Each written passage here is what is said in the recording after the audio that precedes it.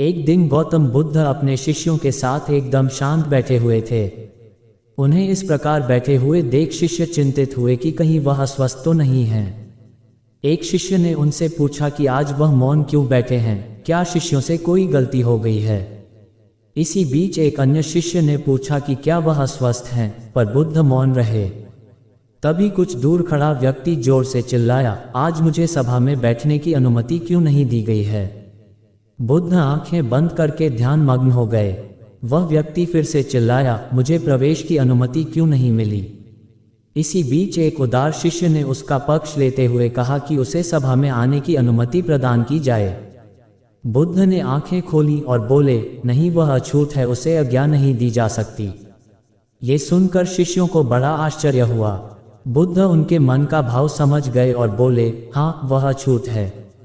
इस पर कई शिष्य बोले, हमारे आश्रम में जात पात का कोई भेद ही नहीं, फिर वह अछूत कैसे हो गया। तब बुद्ध ने समझाया, आज वह क्रोधित होकर आया है। क्रोध से जीवन की एकाग्रता भंग होती है।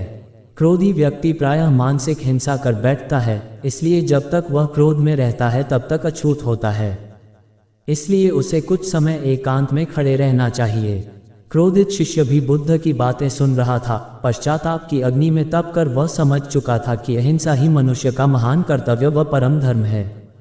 वह बुद्ध के चरणों में गिर पड़ा और कभी क्रोध न करने का प्रण लिया। शिक्षा आशय यह है कि क्रोध के कारण व्यक्ति अनर्थ कर बैठता है और पश्चाताप उसे बाद में होता है, जिसका कोई लाभ नहीं मिलता। इसलिए हमें क्रोध नहीं करना चाहिए।